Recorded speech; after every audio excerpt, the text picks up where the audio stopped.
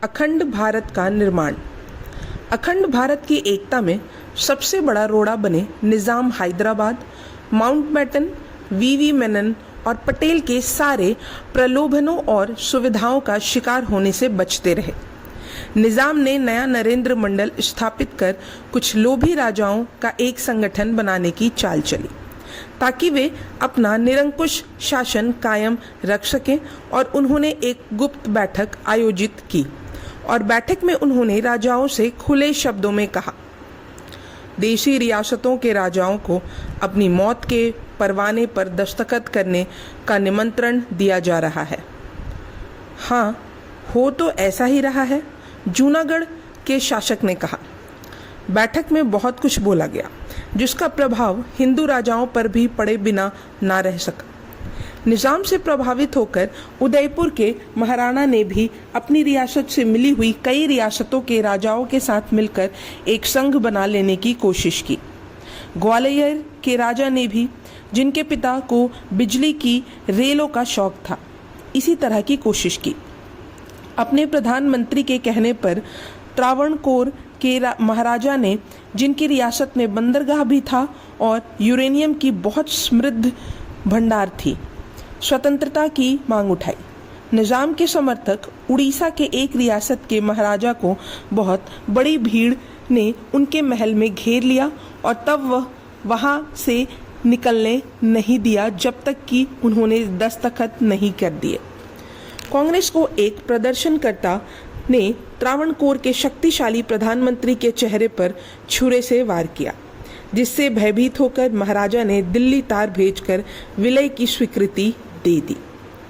निज़ाम के गठबंधन से प्रभावित जोधपुर के महाराजा ने अपने पड़ोसी महाराजा जैसलमेर के साथ मिलकर दिल्ली में जिन्ना से मिलने का बंदोबस्त किया और पूछा, अगर हम अपनी प्राधान्यता हिंदू रियासतों को लेकर आपके राज्य में आ मिले तो आपसे किस प्रकार के स्वागत की आशा कर सकते हैं? जिन्ना ने अपनी मेज की दराज में से फौरन एक सादा कागज निकाला और जोधपुर के महाराजा की ओर आगे बढ़ा दिया। जिन्ना ने उनसे कहा, आप अपनी शर्तें इस पर लिख दीजिए, मैं उस पर दस्तखत कर दूंगा। दोनों ने अपने होटल में जाकर विचार करने के लिए कुछ मोहलत मांगी। वहां पहुंचे तो देखा कि वीपी मेनन उनकी राह देख रहे हैं। न जाने किस रहस्यमय सूत्र से मेनन को पता चल गया था कि ये लोग ऐसी चाल चल रहे हैं जिससे आगे चलकर पाकिस्तान में मिल जाने का फैसला कर सके। उन्होंने महाराजा जोधपुर से कहा, वायसराय साहब आपसे फौरन वायसराय भवन में मिलना चाहते हैं। महाराजा को एक कमरे में बिठाकर मेनन चारों ओर भाग भाग कर माउंटबेटन को तलाशने लगे। आखिरकार वायसराय उन्हें मिल गए, लेकिन उन्हें कुछ भी पता नहीं था। और मेनन ने क्या किया? मेनन ने उनसे प्रार्थना की, फौरन नीचे आकर रूठे हुए महाराजा जोधपुर को मनाने की कोशिश करें। पर क्यों? वे जिन्ना से हाथ मिलाना चाहते हैं क्या? कहकर वे उनके साथ चल पड़े। रूठे हुए महाराजा के पिता, जिनका आज़ादी से कुछ दिन पहले ही देहांत हुआ था, 26 साल तक माउंटबेटन के दोस्त रह चुके थे। माउंटबेटन ने नौजवान महाराजा से कहा, अगर आज वह जिंदा होते तो उनकी इस हरकत से उन्हें बेहद तकलीफ होती। पर मैंने ऐसे क्या किया है? क्या किया है? बहुत भोले बनते हो, उन्होंने उनसे कहा। केवल अपने स्वार्थ के लिए अपनी हिंदू रियासत की प्रजा को पाकिस्तान में ले जाने की कोशिश करना सरासर मूर्खता होगी। पर मेरे निजी शौक? मैं वादा करता हूँ कि मैं और मेनन मिलकर पटेल को यह समझाने की पूरी कोशिश करेंगे कि आपके निजी शौक के बारे में जहाँ तक हो सके नरमी बरती जाए। कुछ वाद विवाद के बाद अंत में उन्हें हस्ताक्षर करने पड़े, परंतु उस्मान जैसे अड़ियल निज़ाम की टालम टोल के बावजूद वह निश्चित हो गया था कि 15 अगस्त तक लगभग सभी देशी राज्य भारतीय संघ में मिल जाएंगे। वल्लभ भाई पटेल ने आज़ादी के पहले ही एक वक्तव्य जारी किया, हमें अपनी संस्कृति पर गौरवपूर्ण अनुभूति है और यह दुखद बात है कि हम में से बहुत से लोग अलग अलग राज्यों में रहते हैं। हमें यह सुनिश्चित कर लेना चाहिए कि कोई भी बाहरी ताकत हमें टुकड़ों में नहीं बांट सकती है। हम सभी का भला इसी में है कि हम सब एक साथ रहें एवं पूरे देश में लागू करने के लिए एक ही कानून बनाएं। इसलिए मैं हर राज्य के शासक और प्रजा से भारत के संविधान का अंग बनने की प्रार्थना करता हूँ। उसके बाद उन्होंने देश के राजा महाराजाओं का एक सम्मेलन बुलाया। उसमें बड़ी बड़ी रियासतों के शासकों के अलावा छोटे छोटे राजाओं ने भी भाग लिया, लेकिन इस सम्मेलन में निज़ाम दूर रहे। पटेल ने सम्मेलन को संबोधित करते हुए इस बात के संकेत भी दिए, जो राज्य 15 अगस्त के पहले तक भारतीय संघ में सम्मिलित नहीं होंगे, उन पर कड़ी कार्रवाई की जाएगी। वल्लभ भाई के इन शब्दों का कोई राज्यों के शासकों पर बहुत अच्छा प्रभाव पड़ा। कुछ राजाओं ने भारत में विलय का तत्काल ही निर्णय मन ही मन ले लिया था। विलय के संलेख पर सबसे पहले दस्तखत करने वाले बीकानेर के देशभक्त महाराजा गंगा सिंह थे, पर कई रियासतों के प्रमुखों ने इंस्ट्रूमेंट ऑफ सक्सेशन पर हस्ताक्षर करने से साफ मना कर दिया। 4 जुलाई को ब्रिटिश संसद में एक विधेयक पेश किया गया।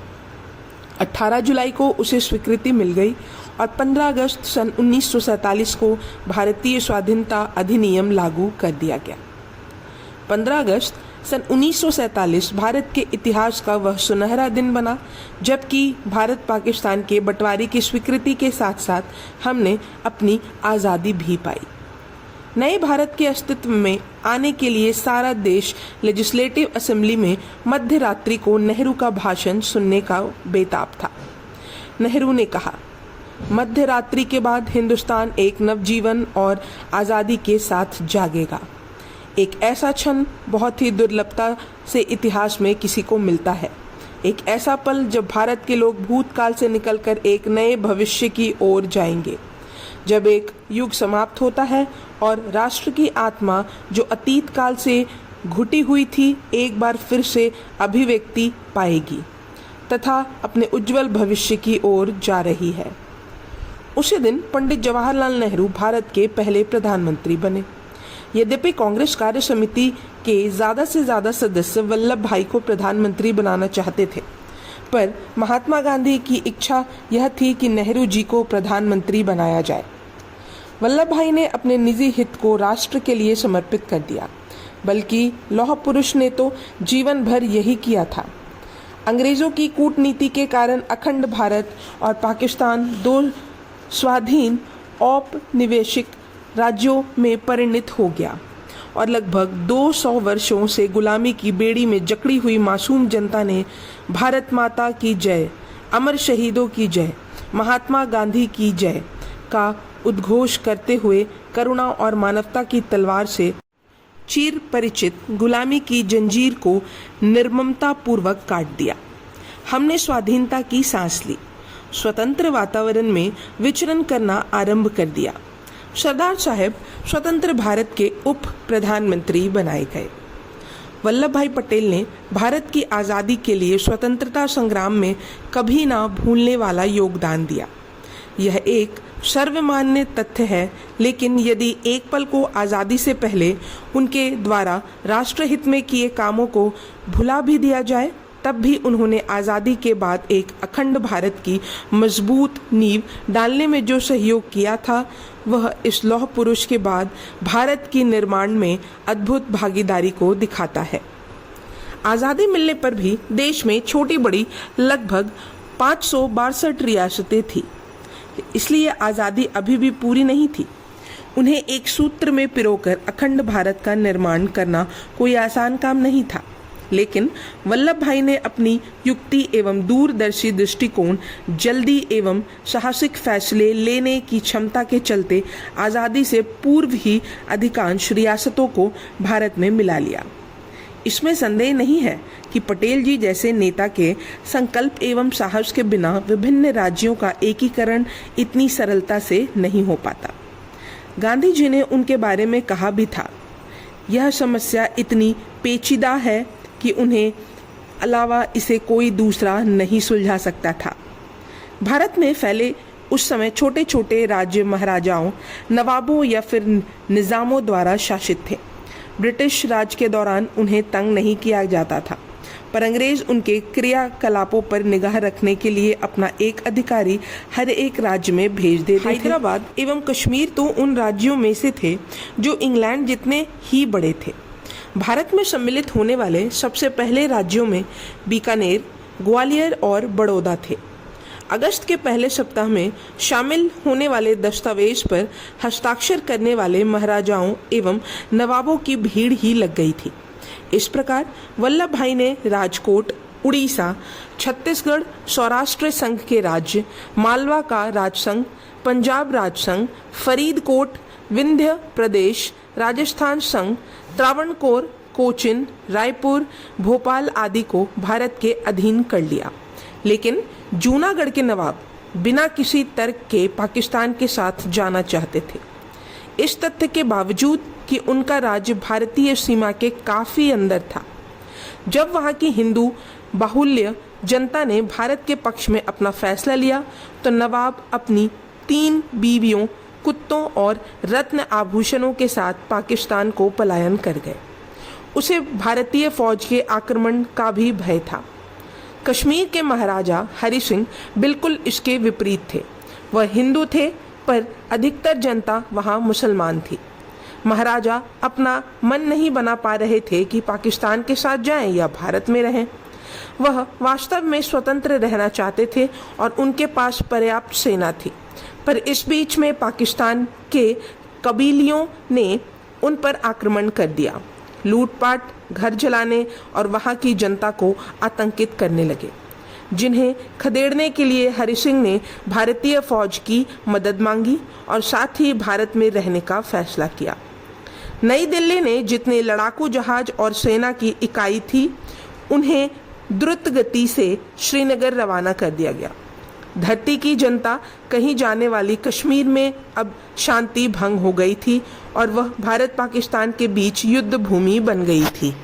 महाराजा हरि सिंह अपने को इस लड़ाई से दूर रखने के लिए श्रीनगर का अपना महल छोड़कर हमेशा के लिए जम्मू चले गए, जो कश्मीर की शीतकालीन राजधानी थी। अजीब बात थी कि उन्होंने अपने बेटे कर्ण सिंह को कश्मीर का रीजेंट बना दिया। नेहरू जी राजाओं के विरोधी थे और भारत की आज़ादी दिलाने में उनकी अहम भूमिका थी। तीसरा प्रशासक जो भारत में शामिल नहीं होना चाहता था वह था हैदराबाद का निज़ाम अर्थात भाग्यनगर का कैदी। अब वह एक वृद्ध व्यक्ति थे, वजन केवल 40 किलोग्राम और 1.5 मीटर का कद। वह अभी भी सबसे ज़्यादा सनकी राजा थे। पिछले सालों में उनकी धन दौलत में जितनी भी वृद्धि हुई थी, उनकी कंजूसी भी उसी अनुपात में बढ़ती गई थी और वह इस हद तक बढ़ गई थी कि उनके मेहमान जो अधजली सिगरेट ऐश ट्रे में छोड़ जाते थे, उसे भी इकट्ठा कर लेते थे। बम्बई से जो डॉक्टर उनका इलेक्ट्रोकार्डियम लेने गया था, वह उनका ECG नहीं ले सका क्योंकि उन्होंने हैदराबाद पावर स्टेशन को वोल्टेज कम करने का आदेश दिया था। उनके पास भी हरि सिंह कश्मीर की तरह अपनी विशाल फौज थी और लड़ाकू हवाई जहाज भी थे। 14 अगस्त को उनको एक आला अफसर जब यह बताने आया कि अंग्रेज भारत छोड़कर जा रहे हैं तो वह खुशी के मारे कूद पड़े और बोले, अब मैं आज़ाद हूँ। फिर उनकी आंखों में खुशी के आंसू आ गए। प्रधानमंत्री को हाजिर करो, उसने संदेशवाहक को आज्ञा दी और फिर बड़बड़ाए, मैं आज़ाद हूँ, मेरा मुल्क आज़ाद है, मेरी औलादें अब निश्चित होकर हैदराबाद पर राज्य कर रहेंगी। आमीन। पास खड़े अंगरक्षकों ने कहा। हैदराबाद रियासत के निज़ाम उस्मान अली ने बिना कुछ सोचे समझे अपने को स्वतंत्र देश घोषित कर दिया। इसका परिणाम यह हुआ कि हैदराबाद की देशभक्त जनता एक नया स्वतंत्रता आंदोलन चलाने के मूड में आ गई। दो महलों की तो बात ही अलग। चार मीनार, मक्का मस्जिद, उस्मानिया हॉस्पिटल, सब पर रोशनी की विशेष व्यवस्था की गई। अर्धरात्रि में सारा हैदराबाद सजावट के कारण स्वर्ग जैसी सुंदर नगरी प्रतीत हो रहा था। लेकिन निज़ाम इतना करने के बाद भी प्रसन्न नहीं थे। उसका मन बड़ा ही बेचैन था। वह इसलिए कि उसे पटेल की राष्ट्र एकता की नीति हजम नहीं हो पा रही थी। अपने महल में वह बेचैनी के साथ इधर उधर टहल रहे थे। उसकी आंखों में आज नींद मीलों दूर थी।